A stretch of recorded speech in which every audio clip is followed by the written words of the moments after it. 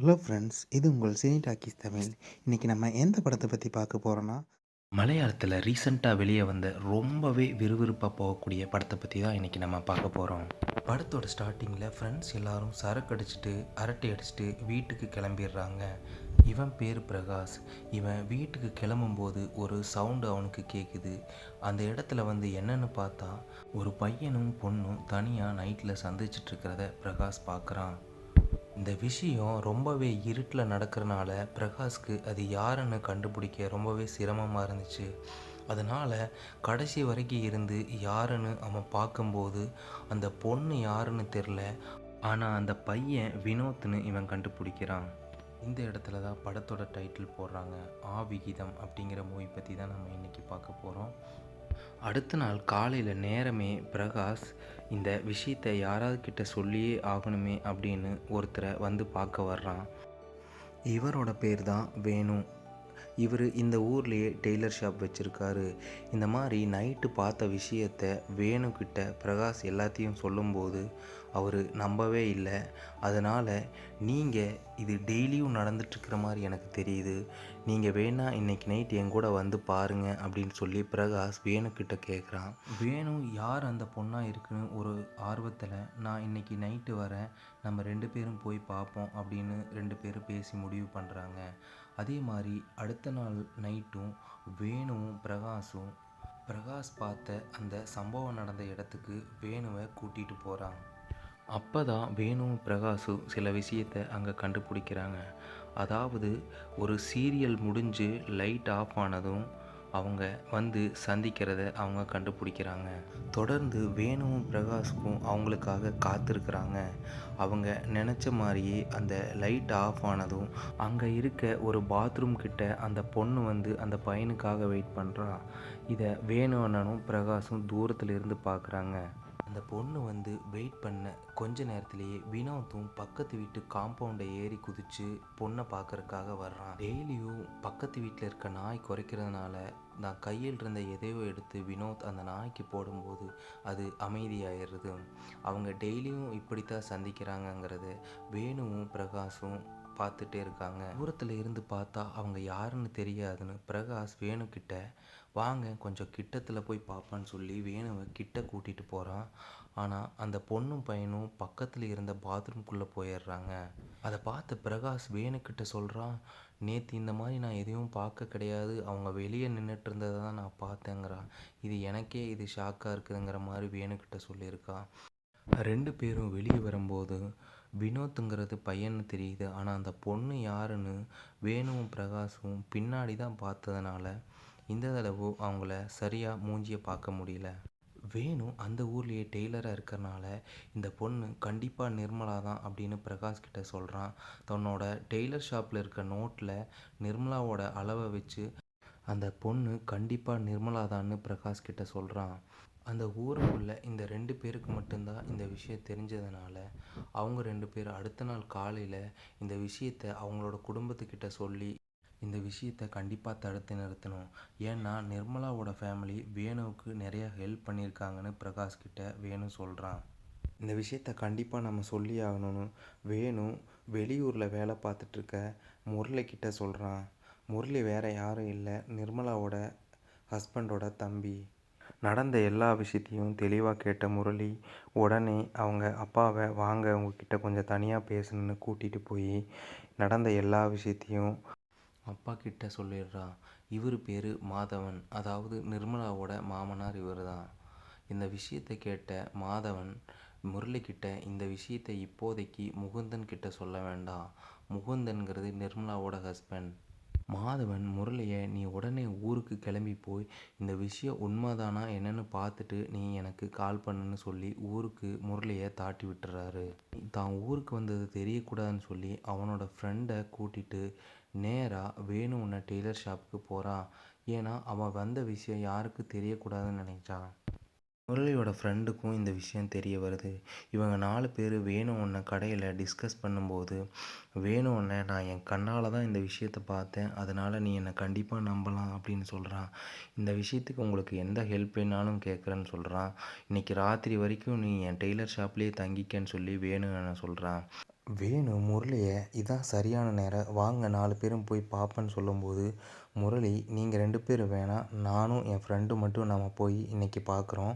நான் உங்களுக்கு எதாக இருந்தாலும் காலையில் கால் பண்ணுறேன்னு சொல்லி வேணு அண்ணங்கிட்ட சொல்லிவிட்டு அந்த இடத்துக்கு முரளியும் அவங்களோட ஃப்ரெண்டும் வந்துடுறாங்க. வேணு அண்ணும் பிரகாஷும் எந்த அளவுக்கு நோட் பண்ணி வச்சுருக்காங்கன்னா, கடைசியாக ஒரு சீரியல் முடியும், அந்த சீரியல் முடிஞ்சதும் ஒரு லைட் எரியும்னு சொல்லியிருக்கா. அதே மாதிரி அந்த இடத்துல லைட் எரியும், கொஞ்ச நேரத்தில் அந்த லைட் ஆஃப் ஆகுன்னு சொல்லியிருக்கான். அதே மாதிரி அந்த லைட் ஆஃப் ஆனதும் அந்த பொண்ணு வருவான்னு சொல்லுவாங்க. அதே மாதிரி அந்த பொண்ணு வந்து அவனுக்காக வெயிட் பண்ணுறான். தன்னோட அண்ணியே இந்த மாதிரி விஷயத்த பண்ணுறதுனால முரளி ரொம்பவே மனசு கஷ்டப்படுறான். பிரகாஷ் சொன்ன இன்ஸ்ட்ரக்ஷன் படி அடுத்த 20வது செகண்டு அந்த காம்பவுண்ட் செவுத்துலேருந்து வினோத் வருவான்னு சொல்லியிருந்தாங்க. அவங்க ரொம்ப நேரம் வெயிட் பண்ணியும் வினோத் வராததுனால அங்கிருந்து அந்த பொண்ணும் கிளம்பிடுறா. அடுத்த நாள் காலையிலேயே அவசர அவசரமாக வேணுவும் பிரகாஷும் முரளியோட வீட்டுக்கு வர்றாங்க. நைட்டு என்னாச்சு, நீங்கள் அதை பார்த்தீங்களா என்னன்னு முரளிக்கிட்ட கேட்கும்போது, நைட்டு தான் யாருமே வரலையே, அந்த பொண்ணு மட்டும் வந்தா, ஆனால் அங்கிருந்து வினோத் வரலன்னு சொல்லி வேணுக்கிட்ட சொல்கிறான். இதுதான் முரளியோட அம்மா. நிர்மலா முரளியோட அம்மா கிட்ட நான் மில்லு வரைக்கும் போயிட்டு வரேன்னு சொல்கிறா. இதை கேட்ட முரளி, பிரகாஷ், வேணு 3 பேருமே ஷாக்காகிறாங்க. எதனாலன்னு கேட்டால் வினோத்தோட மில்லுக்கு அவங்க மிளகாய் அரைக்க போகிறேன்னு சொல்லதும் சந்தேகம் அதிகமாகுது. அதனால பிரகாஷ், வேணு, முரளி 3 பேருமே அவங்க அண்ணியை ஃபாலோ பண்ணுறாங்க. இவ தான் நிர்மலா. நிர்மலாவை ஃபாலோ பண்ணிக்கிட்டே 3 பேரும் வினோத்தோட மில்லு வரைக்கும் வந்துடுறாங்க. நிர்மலா வினோத் கிட்ட கொஞ்சம் சிரித்து பேசவும் அவங்களோட சந்தேகம் இன்னுமே அதிகமாகுது. அதனால் பிரகாஷ் அவங்க என்ன பேசிகிட்டு இருக்காங்கன்னு பக்கத்தில் நான் போய் கேட்டு வரேன்னு சொல்லி ஒரு மரத்துக்கிட்ட நின்று அவங்க 2 பேர் பேசுகிறத அரைக்குறையாக கேட்டு வந்து இவங்கக்கிட்ட தப்பு தப்பாக சொல்கிறான். வேணு பிரகாஷை பார்த்து, நீ சொன்ன விஷயம் மட்டும் பொய்யா இருந்ததுன்னா நீ மிகப்பெரிய பிரச்சனையை கொண்டு வரேன்னு அவனை எச்சரிக்கிறான். நடந்த விஷயத்தையெல்லாம் பார்த்த முரளி ரொம்பவே மனசுடைஞ்சு போய் அவங்க அப்பா கிட்ட ஃபோன் பண்ணி, நான் ஊரில் தான் இருக்கேன், இதெல்லாம் உண்மைன்னு அவங்க அப்பா கிட்ட சொல்லிடுறான். முரளி ரொம்பவே கஷ்டப்பட்டு தான் ஃப்ரெண்டோட வீட்டுக்கு வந்து நடந்த விஷயத்தெல்லாம் சொல்லி, இதுக்கு ஏதாச்சும் ஒரு முடிவு கட்டணும், இந்த விஷயத்த சும்மா விடக்கூடாதுன்னு தான் ஃப்ரெண்டுக்கிட்ட சொல்லிகிட்ருக்கான். இப்போதைக்கு நான் ஊருக்கு போய் அப்பா என்ன சொல்கிறாரோ அவர் சொல்கிறபடி நான் செய்கிறேன்னு முரளி திரும்பவும் தான் வேலை செய்கிற ஊருக்கு வந்துடுறான். இந்த விஷயத்த இனிமேலும் முகுந்தன் கிட்டேருந்து மறைக்கக்கூடாதுன்னு முரளியும் அவங்க அப்பாவை முடிவு பண்ணி முகுந்தனை தனியாக கூப்பிட்டு நடந்த எல்லா விஷயத்தையும் மாதவன் முகுந்தன் கிட்ட சொல்லிடுறான். இதை விஷயத்தை கேட்ட முகுந்தன் ரொம்பவே மனசுடைஞ்சு போயிடுறான். அவங்க அப்பா முகுந்தன் கிட்ட பேசும்போது, உன்னோட முடிவு எதுவோ அதுக்கு நாங்கள் துணையாக இருக்கேன்னு சொல்லி முரளியோ அவங்க அப்பாவும் சொல்லியிருந்தாங்க. அதனால் முகுந்தன் அவங்க அப்பா கிட்ட போய் நான் அவளை விவாகரத்து செஞ்சுக்கிறேன்னு முடிவு சொல்லும்போது, இதை சும்மா விடக்கூடாது, அவங்க 2 பேரையும் கண்டிப்பாக கையும் களவுமாக பிடிக்கணும்னு அவங்க அப்பா முரளிக்கிட்ட சொல்கிறான். உடனே நீங்கள் 2 பேரும் ஊருக்கு கிளம்புங்க, இந்த விஷயத்த எந்தளவுக்கு உண்மைன்னு நீங்கள் கண்டுபிடிங்கன்னு சொல்லி மாதவன் அவங்க 2 பேரையும் ஊருக்கு தாட்டி விட்டுறான். முரளி நல்ல புத்திசாலியாக இருக்கிறனால இந்த பொறுப்பை அவங்க அப்பா முரளிக்கிட்ட கொடுத்துருந்தாரு. பிளான் படி முகுந்தனும் முரளியும் வீட்டுக்கு வந்து சேர்றாங்க. அதாவது, நீ இது எதுவுமே தெரிஞ்ச மாதிரி காட்டிக்காத, ரொம்ப நேச்சுரலாக இருக்கிற மாதிரி மாதவன் முகுந்தன் கிட்ட சொல்லியிருந்தான். என்னதான் முகுந்த ஆக்ட் பண்ணாலும் அவனால் தன்னோட சுயரூபத்தை வெளிப்படுத்தாமல் இருக்க முடியல. இவர் தான் முரளியோட சித்தப்பா. இந்த விஷயத்தை முரளியோட சித்தப்பா வீட்டில் எல்லாரும் டிஸ்கஸ் பண்ணுறாங்க. அதுக்கு முரளியோட சித்தப்பா ஃபேமிலியும், நாங்களும் இந்த விஷயத்தில் உனக்கு எவ்வளோ ஹெல்ப் பண்ண முடியுமோ நாங்கள் ஹெல்ப் பண்ணுறோன்னு சொல்லி முரளிகிட்ட சொல்கிறாங்க. இங்கே நம்ம பிளான் பண்ணால் எல்லாருக்கும் தெரிய வந்துடும், நம்ம மரக்கடைக்கு வந்துடுன்னு அவங்க சித்தப்பா சொல்கிறாரு. அடுத்த சீனில் முகுந்தனோட பொண்ணு தன்னோட கையில் எதையோ, அம்மா நம்ம டைகர் கிட்ட இது இருந்துச்சுன்னு சொல்லி கொண்டு வந்து கொடுக்குறா. அது வினோத் வந்து டெய்லியும் இந்த எலும்பு துண்டை தான் டைகருக்கு போட்டு வரான்னு தெரிய வருது. முரளி அவங்க சித்தப்பாவோட மரக்கடைக்கு வந்துடுறான். அவன் பிளான் படி எல்லார்கிட்டேயும் இந்த விஷயத்த சொல்லி வைக்கிறான். நாம் சரியாக இந்த டைம் நீங்கள் எனக்கு ஹெல்ப் பண்ணுங்கன்னு சொல்லி அவங்களோட சொந்தக்காரங்க, ஃப்ரெண்ட்ஸ் எல்லாத்துக்கிட்டேயும் சொல்லி வைக்கிறான். விஷயத்தை கேட்ட எல்லாரும் முரளிக்கு ஹெல்ப் பண்ணுறேன்னு சொல்கிறாங்க. அதே சமயம் அவங்களால அந்த விஷயத்தை நம்பவே முடியல. இங்கே நிர்மலா மறுபடியும் மாவு மில்லுக்கு போகிறக்காக முகுந்தன் ஆசாசியாக வாங்கிட்டு வந்த சேலையை கட்டிட்டு நிற்கிறா. அப்போ முகுந்தனுக்கு கோபம் தாங்கவே முடியல. நீ இதை கட்டிட்டு போக வேண்டாம், நானே மாவு மில்லுக்கு போயிட்டு வரேன்னு கோபமாக பேசிடுறா. இந்த மாதிரி நடக்கிற விஷயம் கொஞ்சம் விசித்திரமாகவே நடக்குது. அடுத்து வினோத்தோட மாவு மில்லுக்கு முகுந்தன் வர்றான். அப்போ வினோத் அவன்கிட்ட நிர்மலக்கா வரலையா, அடிக்கடி நிர்மலக்கா இங்கே வந்துட்டு போவாங்கன்னு சொல்லியிருக்கான். அது முகுந்தனுக்கு அதிகமாக சந்தேகத்தை கொண்டுறதும் இல்லாமல் அவங்க மரக்கடையில் வந்து இருக்க அவனோட கேங் கிட்ட எல்லாத்தையும் சொல்கிறான். முரளி இதை சும்மா விடக்கூடாதுன்னு சொல்லி ஒரு மிகப்பெரிய மாஸ்டர் பிளான் போடுறான். இந்த பிளானில் என்னென்னா, அவங்க 2 பேரையும் கையும் களவுமாக எல்லோரும் முன்னாடி பிடிக்கணுங்கிறது. இந்த பிளானில் அண்ணி உங்ககிட்ட எவ்வளோ பாசமாக நடந்துக்கிட்டாலும் அவங்க வலையில் நீ விழுந்துடாதுன்னு முரளி ஏற்கனவே அவங்க அண்ணனை எச்சரிச்சிருந்தா. முரளி அவங்க சித்தப்பாக்கு சில விஷயங்களை சொல்லியிருந்தா. அதாவது நீங்கள் அப்பா கிட்ட பேசுனீங்கன்னா அவர் சில விஷயங்களை உங்களுக்கு சொல்லுவார். அவர் சொன்ன விஷயத்த நீங்கள் செஞ்சால் மட்டும் போதுன்னு. அடுத்து டெய்லர் வேணுக்கிட்டையும் பிரகாஷ் கிட்டேயும் நீங்கள் இந்த தண்ணி டேங்க்லேருந்து மேலே ஏறி நின்று பார்த்தா உங்களுக்கு எல்லா விஷயமும் தெரியும். நான் கொடுக்குற சிக்னலுக்கு ஏற்ற மாதிரி நீங்கள் ரியாக்ட் பண்ணுங்கன்னு சொல்லியிருந்தா. அதாவது ஊரில் இருக்க யாருக்கும் சந்தேகம் வராத மாதிரியும் நீங்கள் அந்த ஏணியை அந்த வாட்டர் டேங்க் பக்கத்தில் கொண்டு போய் வச்சா அது மேலே ஏறி நின்று பார்க்கும்போது முரளியோட வீடு அங்கிருந்து அவங்களுக்கு ரொம்பவே தெளிவாக தெரிஞ்சுது. இதுதான் அந்த பிளான். அடுத்து மகேஷ் கிட்ட ஊரில் உள்ள பெரியவங்க கிட்டேலாம் நீ ஆல்ரெடி ஃபோன் பண்ணி சொல்லி வை, நாங்கள் சொன்ன டைமுக்கு நீங்கள் வந்தீங்கன்னா அவங்கள கண்டிப்பாக கையங்களவமாக பிடிச்சிடலான்னு முரளி சொல்லியிருந்தா. முரளி அவனோட ஃப்ரெண்டு கிட்ட நம்ம ஊர் துணிக்கடையில் போனேன்னா அந்த அண்ணன் உங்ககிட்ட ஒரு பொருள் கொடுப்பாரு, அதை வாங்கி பத்திரமா வைன்னு சொல்லியிருந்தா. இங்கே முரளி தன்னோட மாஸ்டர் பிளானை எல்லாத்துக்கிட்டேயும் தெளிவாக எக்ஸ்பிளைன் பண்ணிகிட்டு இருந்தா. முரளியோட பிளான் படி அவன் காலையிலேயே வீட்டை விட்டு வெளியே வந்துடுவான். 10 மணிக்கு உனக்கு பாபு அண்ணங்கிட்ட கால் வரும்னு சொல்லி முகுந்தன்கிட்ட சொல்லியிருந்தா. அதாவது வாண்டடாக முகுந்தனுக்கு ஒரு ஒர்க் இருக்கிற மாதிரி அவங்களே அந்த பிளானில் செட் பண்ணியிருந்தாங்க. ரொம்ப லேட் ஆனதுனால நிர்மலா முகுந்தனுக்கு கூப்பிட்டு வீட்டுக்கு வரீங்களா இல்லையான்னு கேட்டிருந்தா. முகுந்தன் ஃபோன் எடுக்காதனால அவங்க பிளான் படி அந்த பாபு அண்ணாவோட ஒய்ஃபுக்கு நிர்மலா கால் பண்ணியிருந்தா. முதல்ல சில விஷயமெல்லாம் பேசிட்டு முகுந்தனை பற்றி கேட்டா. அவங்க பிளான் படி முகுந்தனை கேட்டால் பாபுவோட ஒய்ஃப் முரளிக்கிட்ட கால் பண்ணி அதே மாதிரி நீ சொன்னபடியே நிர்மலா கால் பண்ணியிருந்தா அவங்க முகுந்தனை கேட்டான்னு சொல்லி ஃபோனில் சொல்கிறான். இதுதான் நம்மளோட முதல் சிக்னல்னு சொல்லி அந்த டீம் கிட்ட முரளி சொல்கிறான். இங்கே மகேஷோட வீட்டில் நானும் அப்பாவும் ஒரு வெளியே ஒர்க்குக்காக போகிறோம், நீங்கள் எல்லோரும் படுத்து தூங்குங்க, நாங்கள் நைட்டு வரக்கு ரொம்ப லேட் ஆகுன்னு சொல்லிடுறான். முகுந்தன் வீட்டில் எப்பவும் போல் இவங்க சீரியல் பார்த்துட்ருக்காங்க. சித்தப்பாவோட மரக்கடையில் முரளியும் முகுந்தனும் தயாராகிறாங்க. இன்றைக்கி நைட் கண்டிப்பாக அவங்கள பிடிச்சாகணும், நீங்கள் எல்லோரும் இதுக்கு ஒத்துழைக்கணும்னு சொல்கிறாங்க. இல்லை அவங்கள யாரும் பார்க்கக்கூடாதுன்னு சொல்லி அவங்க 2 பேரும் கருப்பு ட்ரெஸ்ஸை போட்டு கிளம்புறாங்க. அந்த நேரத்தில் முரளி எல்லாரும் அவங்கவுங்க மொபைல் ஃபோனை எடுத்து இந்த பக்கெட்டில் போடுங்க, ஏன்னா நம்ம ஃபுல் ஃபோக்கஸ் இந்த மிஷனில் தான் இருக்கணும்னு சொல்லி ரொம்பவே தீவிரமாக அங்கேருந்து கிளம்புறாங்க. மீதி இருக்கிற ஒவ்வொருத்தரும் அவங்கவுங்க வேலைக்காக கிளம்பிடுறாங்க. இவங்களோட ஃபோனுக்காக ஊரில் அவங்க அப்பா வெயிட் பண்ணிகிட்ருக்காரு. அடுத்த சீனில் முரளியும் முகுந்தனும் சரியான நேரத்துக்கு அந்த ஸ்பாட்டுக்கு வந்துடுறாங்க. அடுத்து வேணுவும் பிரகாஷும் அவங்களுக்கு சொன்ன மாதிரியே அந்த தண்ணி டேங்க்கு மேலே ஏறி நிற்கிறாங்க. எதிர்பாராத விதமாக இவங்களோட சவுண்டை கேட்டதும் டைகர் அதிகமாக உழைக்க ஆரம்பிக்குது. இங்கே வீட்டில் சீரியல் பார்த்துட்டு இருந்த முரளியோட அம்மா நிர்மலா கிட்ட வெளியே ஏதோ இருக்கு போல், நீ போய் பாருன்னு கொஞ்சம் டார்ச் லைட்டோட நிர்மலாவை தாட்டி விடுறாங்க. டைகரோட சவுண்ட் கேட்டதும் நிர்மலா வெளியே வந்து லைட் அடித்து பார்த்துட்ருக்கா. அப்போ பக்கத்தில் தான் முரளி முகுந்தன் இருக்கிறனால சப்போஸ் நிர்மலா இவங்க 2 பேரையும் பார்த்துட்டா மொத்த பிளானும் சொதப்பிடுமேன்னு ரொம்பவே ஜாக்கிரதையாக இருக்காங்க.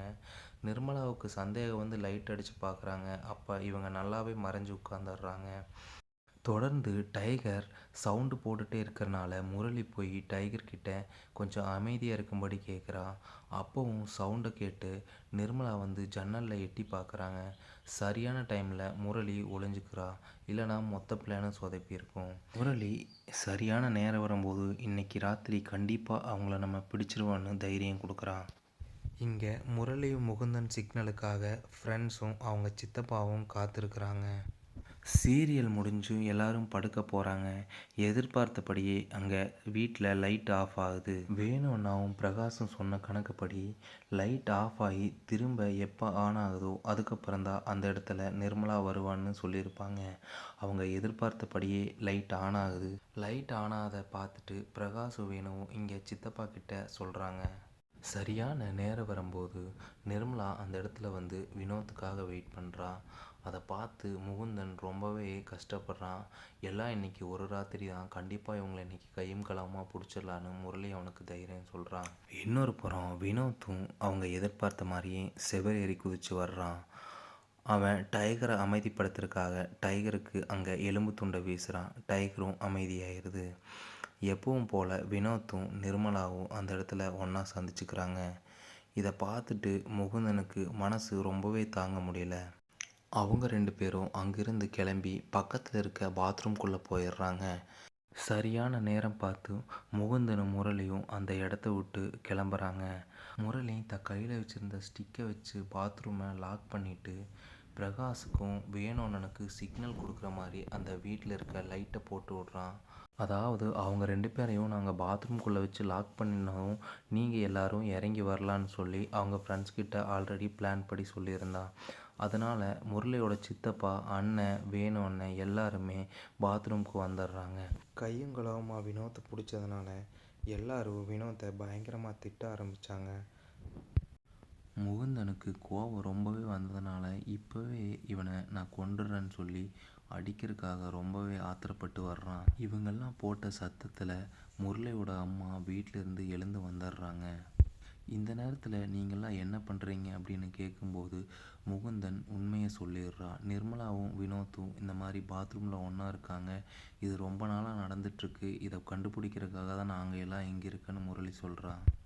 அப்போ உள்ளே படுத்து தூங்கிட்டு இருக்கிறது யாருன்னு சொல்லி நிர்மலாவை கூட்டிகிட்டு வர்றாங்க. அதை பார்த்ததும் அங்கே இருந்த எல்லாருக்கும் ரொம்ப ஷாக் ஆயிடுது. அந்த நேரத்தில் ஊர் பொதுமக்களும் வந்துடுறாங்க. அப்போ நிர்மலா இல்லைன்னா உள்ளே இருக்கிறது யாருன்னு திறந்து பார்ப்போன்னு சொல்கிறாங்க. ஆனால் நிர்மலாவுக்கு அவளுக்காக தான் இத்தனை பேரும் வந்திருக்காங்க அப்படிங்கிற விஷயம் தெரிய வருது. சரி, உள்ளே இருக்கிறது யாருன்னு திறந்து பார்ப்போன்னு பார்க்கும்போது அந்த இடத்துல ரொம்பவே ஷாக்கான விஷயம் நடக்குது. முதல்ல உள்ளே இருந்து வினோத் வர்றான். அங்கே இருக்கிற பொண்ணை, நீ யார், தயவுசெய்து வெளியே வா, யாருன்னு பார்க்கணுன்னு அந்த கூடத்தில் இருக்க எல்லாரும் கூப்பிடுறாங்க. அந்த நேரத்தில் யாருமே நினச்சி பார்க்க முடியாத அளவுக்கு ஒரு மிகப்பெரிய ட்விஸ்ட் வருது. ஏன்னா உள்ளிருந்து வந்தது மகேஷோட ஒய்ஃப். இவ்வளோ நாளாக இந்த விஷயத்தை பண்ணிகிட்டு இருந்தது மகேஷோட ஒய்ஃப்னு தெரிஞ்சது மகேஷுக்கு ரொம்பவே அந்த இடத்துல அவமானமாயிருது. இத்தனை ஊர் பொதுமக்கள் முன்னாடி தன்னோட ஒய்ஃப் இந்த மாதிரி பண்ணாலேன்னு ரொம்பவே கஷ்டப்படுறான். ஆத்திரம் தாங்க முடியாத மகேஷ், இந்த இடத்துலையே இவங்க 2 பேர்த்தையும் நான் வெட்டி கொன்னுருவேன் அப்படின்னு சொல்லும்போது முகுந்த, தயவுசெய்து அமைதியாரு, ஆத்திரப்படாத அப்படின்னு சொல்லும்போது, ஏண்டா உன்னோட ஒய்ஃபுங்காட்டி நீ அவளை கொன்றுற வெட்டிடுவேன்னு சொன்னேன், இப்போ மட்டும் நல்ல மாதிரி பேசுகிறேன்னு சொல்லி மகேஷ் அந்த இடத்துல எல்லா உண்மையும் உடைச்சிட்றான்.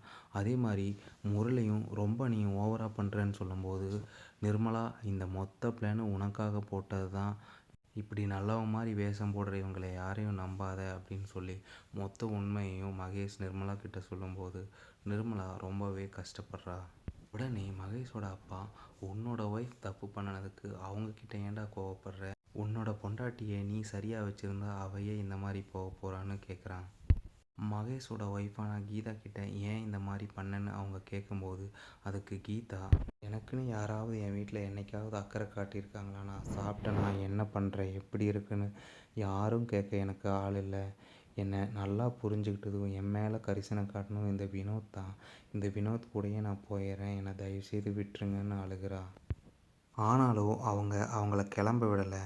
ஆனால் சித்தப்பா, அவள் பிடிச்ச வாழ்க்கையை வாழ்ந்துட்டு போகிறா, அவளை விட்டுருங்கடான்னு சொல்லி அவங்கள அந்த இடத்துலேருந்து போக விடுறாங்க. இந்த மாதிரி கேவலமான விஷயத்த பண்ணதுக்காக முரளியோட அம்மா அவனை ஓங்கி அரைஞ்சிட்றாங்க.